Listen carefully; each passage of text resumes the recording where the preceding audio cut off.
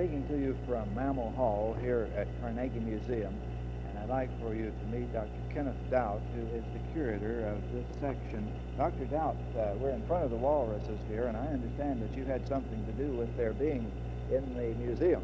Well, yes, a little bit. These specimens were collected on an expedition to Hudson Bay. Earlier in the year, Dr. Toomey, who was then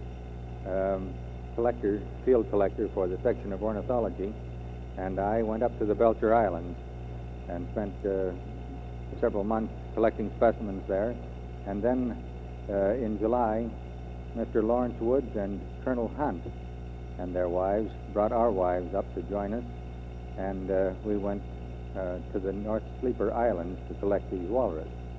Well, first, what area are we talking about? We're speaking of Hudson Bay. The Belcher Islands are in the Belcher Islands are close to the east shore of Hudson Bay. And you brought these back. What is this similar to what you saw when you were up there? Very similar to what we saw there, yes.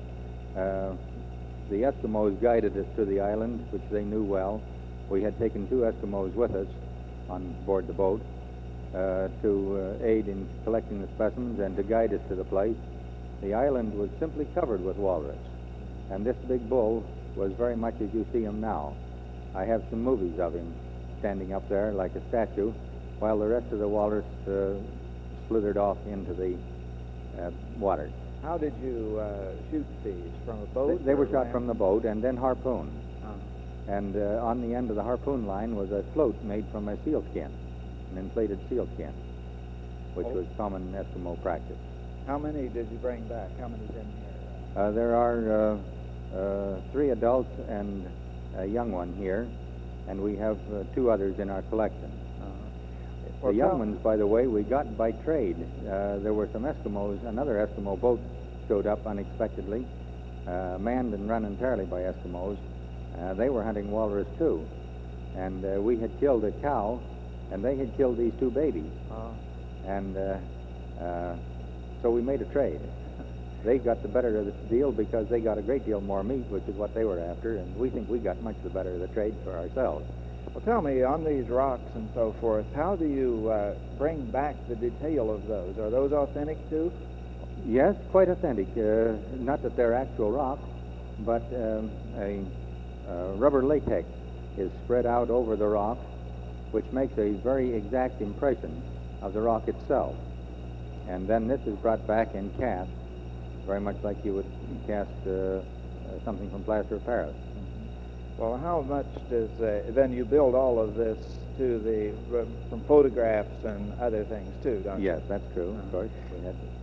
How much does a big bull like that weigh? Oh, he'd weigh a ton and a half, easily. Did you?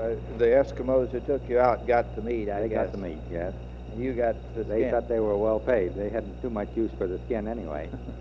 And all you brought back was the skin and the tusk, is that right? No, we brought back the skull and in some cases the skeleton. I see. These are very important matters for our research. Is it very difficult to retrieve the skeleton from something like this? Quite a lot of work. You have to... about a ton of meat to wade through, or a little better. You bring them back in that. And the problem of getting it dry so that you can bring it back without it spoiling in that country where it's so moist and damp. Well, let's talk about the expedition again. About how long, you went to other places, but about how long did it take you to collect the specimens that we see? We were about 2 weeks collecting these. Was this a matter of just chasing them? Oh, no.